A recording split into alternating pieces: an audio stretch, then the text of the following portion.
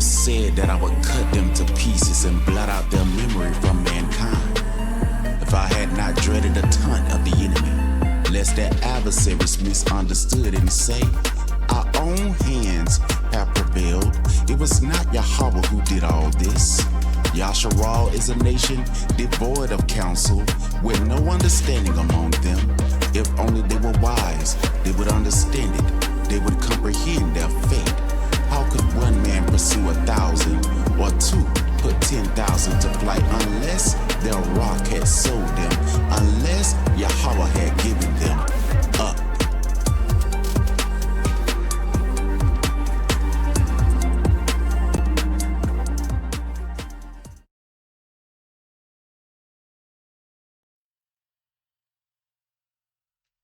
All right. Shalom. Shalom. Let me go ahead and get on into my reading. Matter of fact, before I do that, let me say something to you. I've heard this too many times for it to be a coincidence that this is just something that's being spoken. I want to say something. I know people say that they call this a Hebrew Israelite group and that it's a religion and all different type of things that people say regarding Hebrew Israelite. And I want to bring clarity to this right here. All right. I understand what the FBA movement is about. I'm not against the movement of FBA. I understand its meaning. I'm a freedman myself. I understand its meaning. I put videos of me showing my face on my page. All you got to do is go look through my timeline on my shares, and you'll see me talking about who built Egypt. If y'all willing, I'll put that video underneath this. If you would like to see me in my face, I also did a song, and I just put up the original raw audio of the song, and that is my picture on there. That's an older picture of me right there. So I'm not on here. I'm not no tether or anything. I understand why people say all the things that they saying. And it's a shame that things like this has to be done, but I understand why it's being done. And I'll tell you why I say it's a shame. Because when people come over here, whether they from our bloodline or whether they not from our bloodline, when they come and migrate, they get government set-asides, $900 off the rip, just for starting off, and all other type of things that they get as refugee packages and all type of stuff that's been going on for a long time. And so the money flows through to their pocket, and then when we go and look for the same assistance, we can't get the same assistance. So in that area, that's why I believe that there has to be a standard set. So I understand why a lot of brothers and sisters feel the way they do about FBA. I feel the same way. And FBA to me is an acronym, just like what Tupac did with Thug. He said that the hate you created, blows up and explodes in your face. And that's what he said the acronym Thug Life mean. He said he not talking about what they say Thug Life meant. That's what he said. That's what he wrote out of his acronym of what he thought about his movement. And so I understand what FBA mean. When they say foundational Black American, I understand what they saying is the people who suffered in slavery in this part of the earth. There are other people who suffer from our bloodline that a lot of us probably don't realize in other places, in South America, in the islands, in Europe, and in Africa. But if I go to South America, I'm pretty sure the brothers and sisters over there in South America will understand why I won't jump in front of what they asking for and say they don't deserve it while I'm getting government set-asides. As a matter of fact, let me tell you this right here before I get started. Spain at one time ran Mississippi, Georgia, Alabama, Florida, all those states where people is living in right now. Spain had dominion over almost all of America. And another portion of America was still ran by the indigenous people. Transfers and shifts happen. Then I believe Britain owned Florida one time. The United States had that war, and all the states that was named after the Confederate nations was named under the United States. Then they have their own parties. You have the Confederate parties, Confederate Party, and you have the Democratic Party. So all of them was doing what they was doing. But anyway, let me go ahead and the matter of fact, the Democratic Party was ran by the KKK. Freedmen was really under the one that we are currently under, but it was not ran like it's being ran today. So we left from this party and went over to the Democratic Party because the Democratic Party promised a lot of stuff. And now a lot of us is still voting Democrat today no matter what. We vote blue no matter who, down ballot for a lot of us. And a lot of us that have come to understand what was going on, we no longer vote blue no matter who. But anyway, let me go ahead and pop this up for y'all. All right, so we're going to go to the Table of Nations. All right. And so you see here, this is the generations of Japheth. Let me go over here so y'all can see the original. I think I didn't pull that up. But so I'm just going to pronounce the names. And then I'm finna show you the reason why I'm going into the Table of Nations. All right. Nach. These are the generations of the sons of Nach. Sham, Cham, Whydah. And unto them were sons born after the flood. I'm finna stop at one son, and then we're gonna go over some history with you. The son of Japheth, Gomer, Magog, Gomer and Magog, and Madai, and Yawan. Yawan, right here. Tabal, Mashech, Taras. And the sons of Gomer, Ashkenaz, Riapath, to Gomer, and the sons of Yawan, Alashah, and Tarshish, Katayam. I want you to look at this son right here. Katayam and Dodanium. These sons right here make up the whole Grecian Empire. But broken up, this is the Roman Empire. Katayam. These sons right here, Alashah, Tarshish, and Dodanium,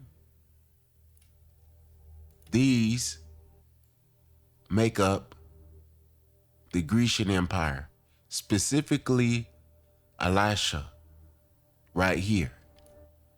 He is the ones that came down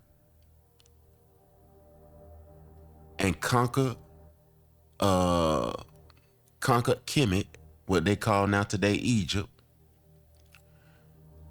And then he went up and took over Whydah with some cruel and evil practices for the purpose that I'm going to show you today.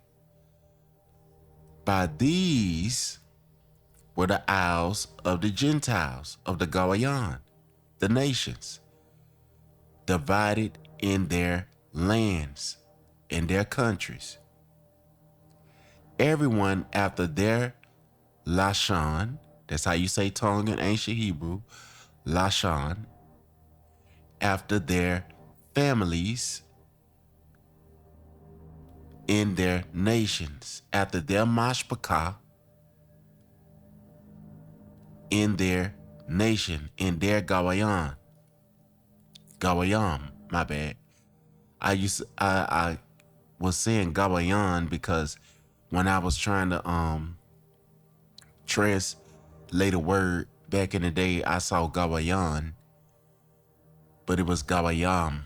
Yam, because yam is plural. So I'm gonna stop right here. These is the sons of Ham, but I'm gonna stop right here. And I'm gonna jump over to right here. So this right here is the dictionary of the ancient Hebrew. There's different ways, and it's page 23. Let me make sure I remember this. Let me go up. So I'm gonna show you there's different ways on how this language is written, because there's different Abar tribes, Abaryam tribes. In the Bible they say Eber, but they say Hebrew, but it's Eber, Abar tribes. We're gonna go up. So look at this. So right here, this is the ancient Hebrew lexicon of the Bible. So right here, this is a form right here. That's the tha, as if you can see it, that's the tha. If they'll let me show it. Let me see if I can mark it for you. This is the tha right here.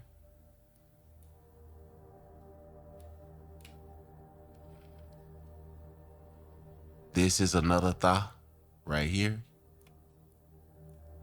This is an I right here. I forgot what that one is. I know this is a mayam right here. The reason why I say that's a tha, because that's how you say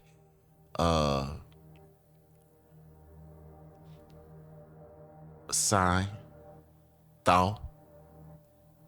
You spell that in English, T-H-A-W, thaw.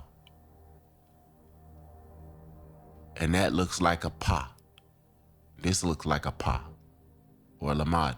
But let me go down. So this is the 1st century ancient Abar Semitic pictograph inscription on stone, builder C, 500 BCE. That's before Messiah. Okay, AD is after Messiah. So this is what they were speaking.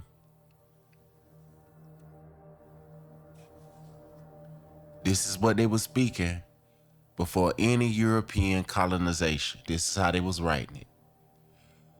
We go down here. This is the Moabite, which is another Abar tribe. This is how they wrote it. And this is how a lot of Israelites wrote it. If you read it, if you could find some ancient inscriptions, even in the Bible, a lot of them wrote it like this. This right here is the Shah. This is the Shah right here. This is Yah. right here. This is tha right here. Same letter, ain't it? This is ma right here. This is la right here. And this is ka. What does that say? Shaya tha malak. Shayath malak. That's king.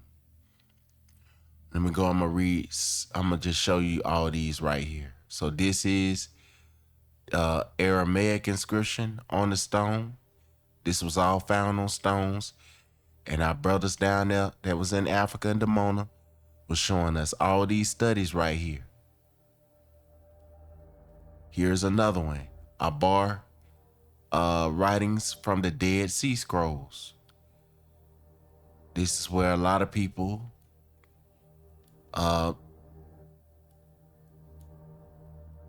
probably don't know that they're using the Masoretic text and all that to make different sounds and stuff. When they put the dots and the ood and all that on there, that make it different sounds. But the ancient Abar, they didn't use the Nakud and all that. They just had they didn't use the Macy's Lecciones system in the Nakud. If you want to know what that is, it's easy to look up. Just look up, what is the Nakud? What is the Macy's Lecciones system? Who were the Masoretes? So here, pictographic bar, Dead Sea Scrolls, Greek inscription found on the bowl. All right, let's go up here. Let's see some more. Ancient Hebrew inscriptions on potsherd. Potsherd means, is how you say potsherd is tata. Like when it say storage or put it storage, when somebody say tata, that means put it in the storage, put it in the pot. Or like when grandma and granddaddy, when they say tata, that means spit out and put in my hand. Right here. And they preserve that, whether if we realize it or not. Tata is ancient Abar. So here, Ammonite inscription on the stone. That's on the stone. That's on the Abana, on the stone. How you say Simon Peter in Hebrew, Abana. Here another one, Aramaic inscription on the stone. On the stone, and a plaque showing you how it was being transformed. And here you go right here. So this is when they started. This is 20 CE. This is after Messiah. All right.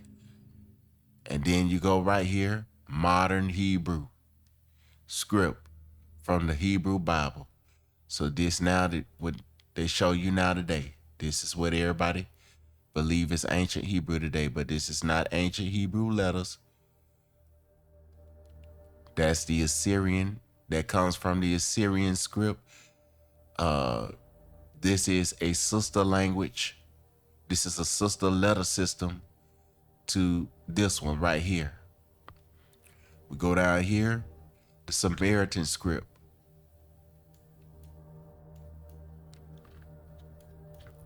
All right. Then we go here, the Greek writing on New Testament papyrus. Papyrus comes out of Egypt. What are the Greeks doing in Egypt? Did some people may not know that the Greek letters came from the Hebrew letters. The Greeks got their writing system from the ancient Abar people.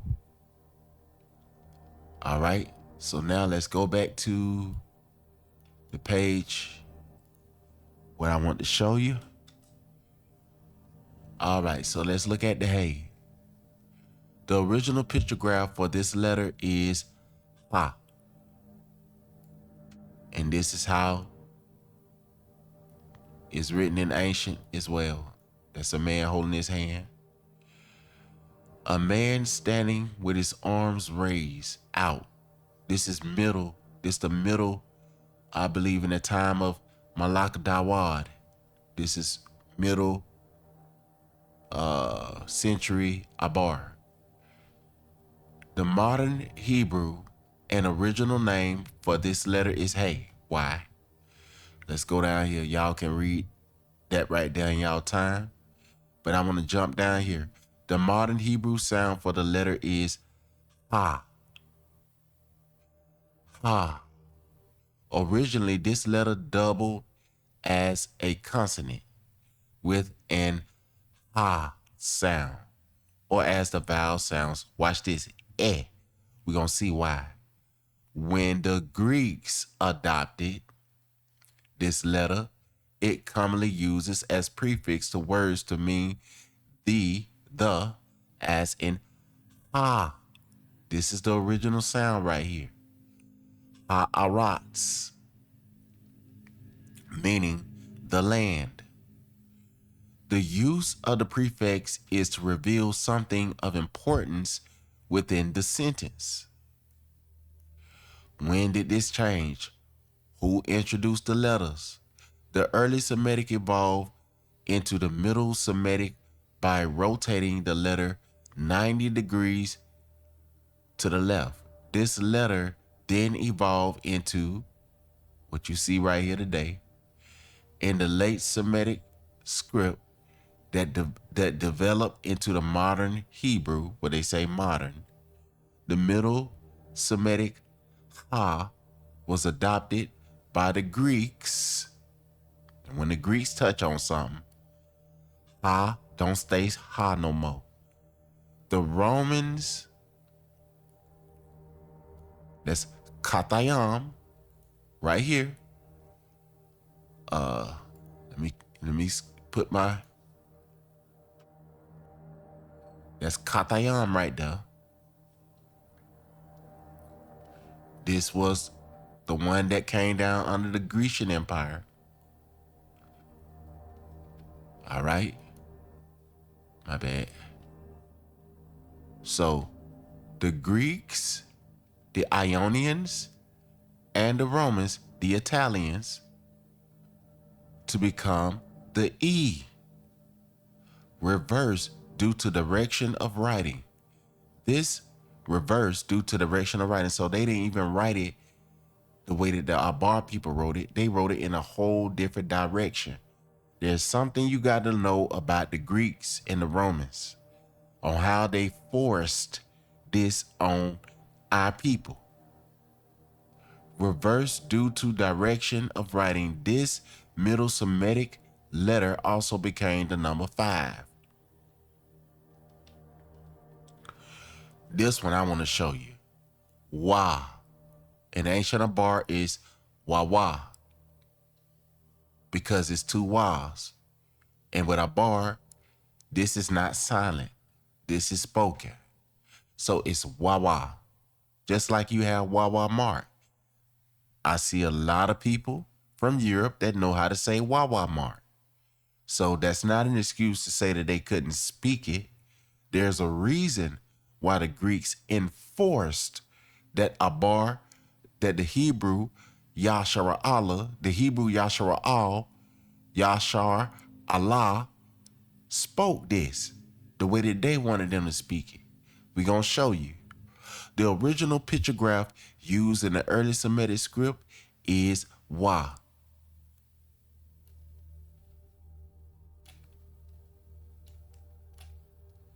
A picture of a tent peg. The tent peg were made of wood and may have been used to shape the V from the shipping off. The Abar people gave them their letter system, but they came and changed it. The modern Abar name for this letter is, they say, Vav. They did not come down there to give Yashar Allah,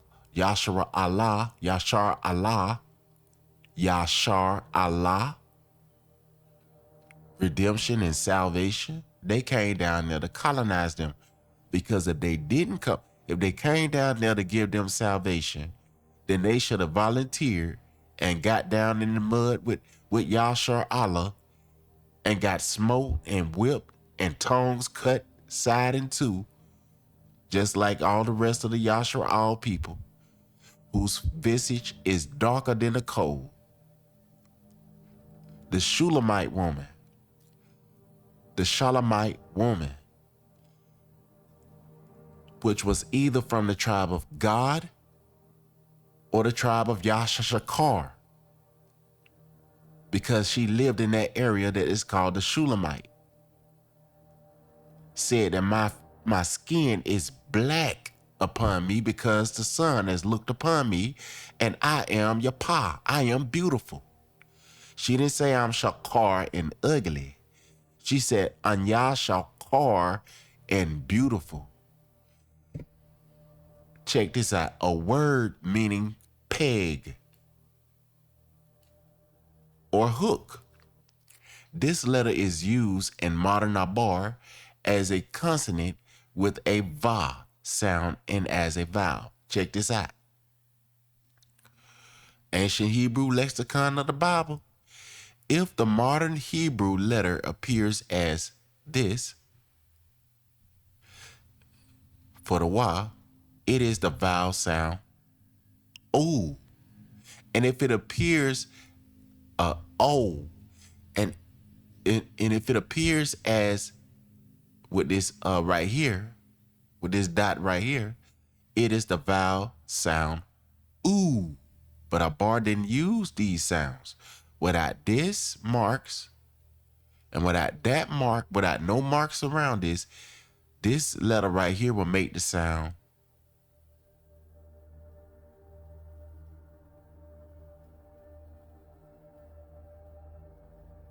but with the marks, this letter makes the sound O. And with this mark, the letter makes the sound oo. But without the marks on here, without the dots, without the all that other stuff they added, this letter would make no sound at all.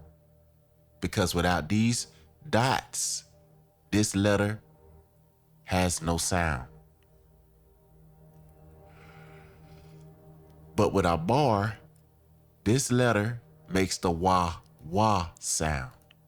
Wah. I say wah because it's a tent peg. And how you say tent peg in our bar is wah.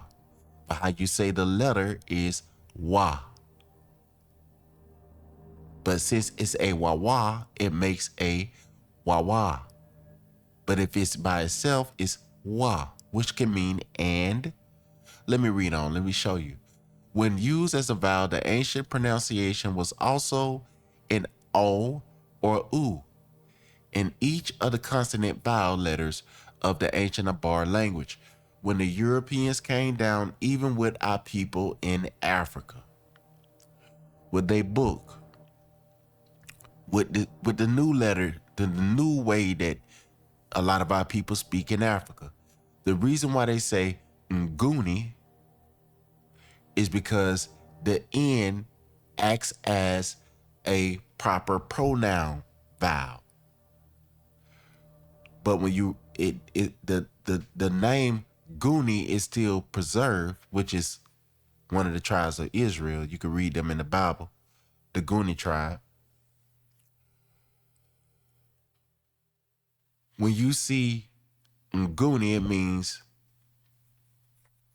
the name of the person. Guinea tribe. There's other tribes in Africa that use this same system. They use the N or they use the M, the N or the M. And it's used as a placement for a proper name, right?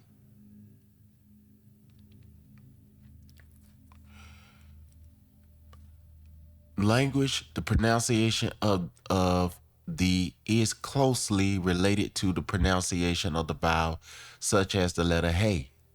See above is Ha. See, the pronunciation of the vowel, such as the letter hey, see above, is ha and eh. And pronunciation of the letter yud, see below, is ya and I. For this reason, it is probable, it is probable that the original pronunciation of the letter wa was with the wa.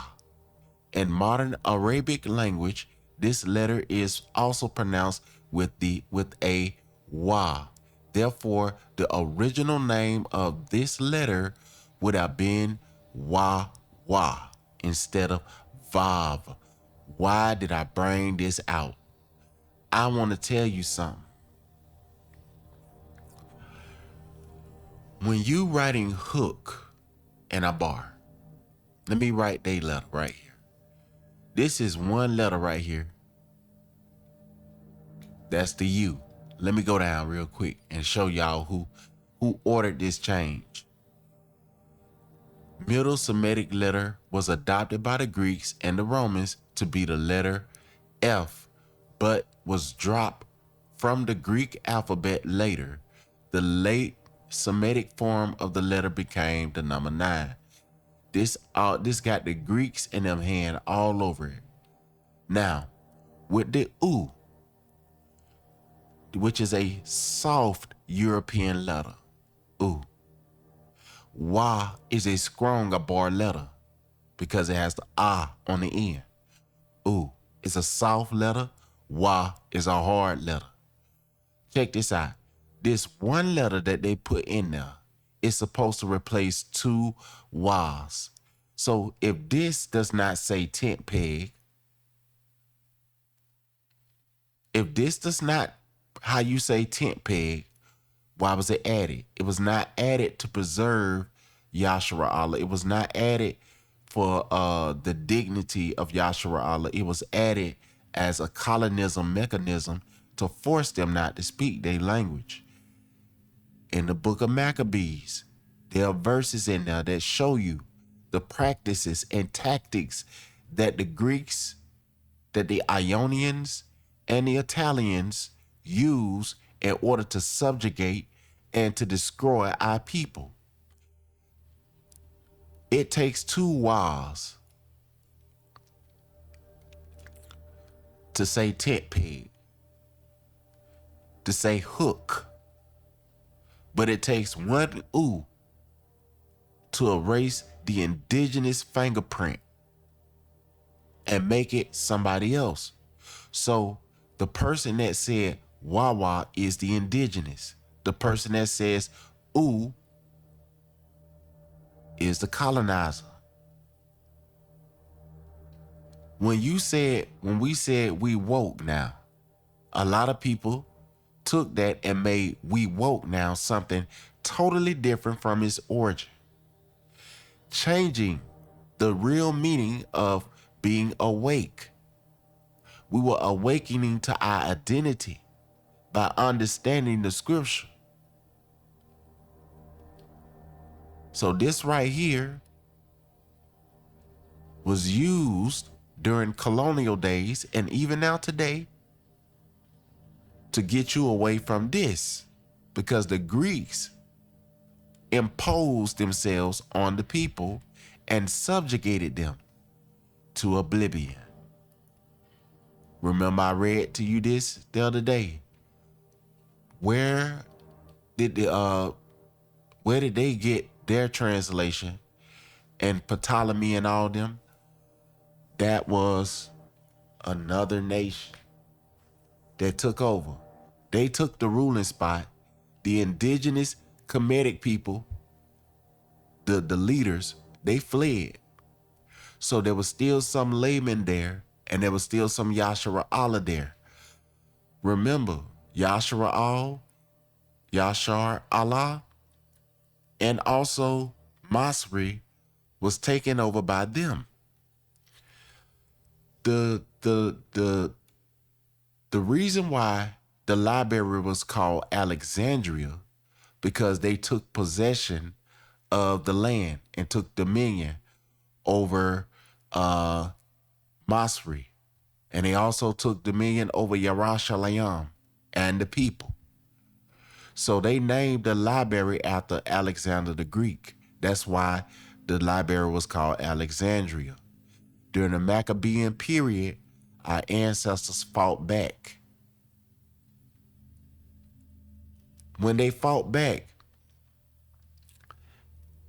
almost at the same period of time when the Roman government was getting ready to come down and take over, when Hamashiach was to be born, there was a census given about 282 years later, and Hamashiach was born,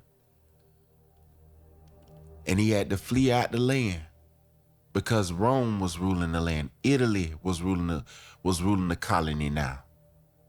Just like when America was established, Spain was ruling at one time, and then but Portugal was ruling South America and the islands, and then you see the come in, and now it's a whole nother group.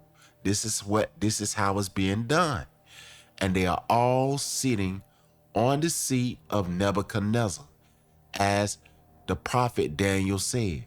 So this has been going on. This colonism to a racial identity has been going on for centuries.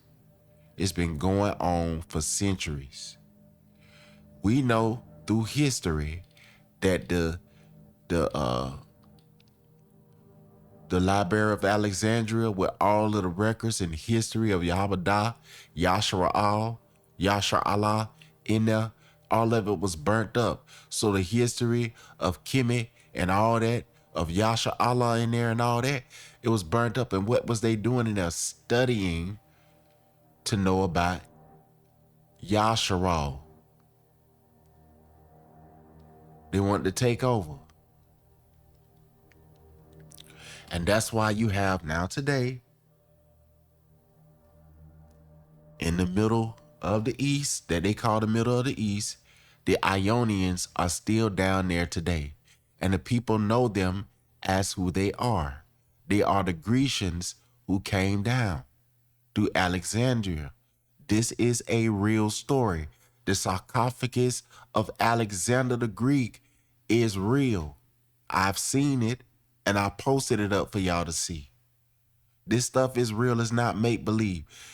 We saw the grave where Malak Dawad was buried. David. The Lachish, the Lachish relief. There was nappy hair of a woman with a child. They was slaughtered. They tested the DNA of diaspora with it, and the DNA matches our DNA. It comes back to us. Historians called us Judeans, the diaspora that was scattered in the transatlantic slave trade war. It was not just some slave trade; it was a war. Why do you think King John II and them had sent out an edict, and it was forcing us to become Catholics? And why do you think there was another party that was forcing us to become Muslims? If one thought that we was a Muslim, then would they not left us alone? And if the other one thought we was Christians, then would they not left us alone? If we was what? So evidently they was not trying to redeem you to save you. They was trying to force you to submit to their dominion, just like Alexander the Greek and them did. So you got to look at this thing through the lens of understanding. Why do we look inside the scripture and it say, behold, their visage is darker than a coal? But when you look inside of the book and you see the images of the Gentiles painted in there, well, did the Maccabean period speak of this when it said, in it, the Gentiles have sought to draw their images in the book. So now you know that this right here is not a group. This is a family of peoples. Japheth has families of people, just like Rome had. Italians are real people. They have mommies, daddies, babies. Dodanium, all these, all of them, they have real family. The Ethiopians, they have mommy, daddy, they have papa, mama. Masrium, they have daddy, mama. The same way with Yasha or Allah.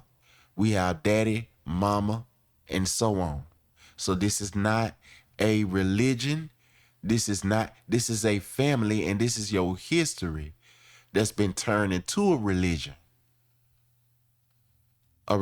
of subjugation.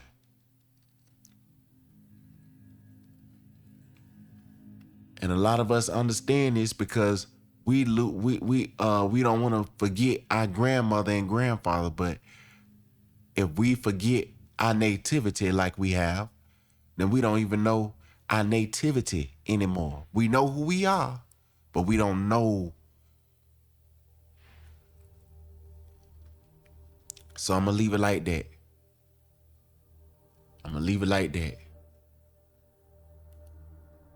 It don't take away from you to know who you is, and trying to wipe yourself from the inside out, wipe yourself out from the inside out, does not make any logical sense. It didn't make sense for our ancestors. That's why they fought back. And neither should it make sense to us. Shalom to the hearers and the keepers of the word.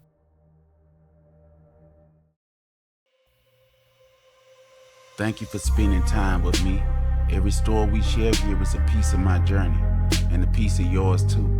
As we continue forward, may we hold on to the lessons for the memories, the quiet truths that shape who we are. Until we meet again, take care of your spirit and keep moving with purpose. Shalom, Mashpaka. Bahasham Yahabashah.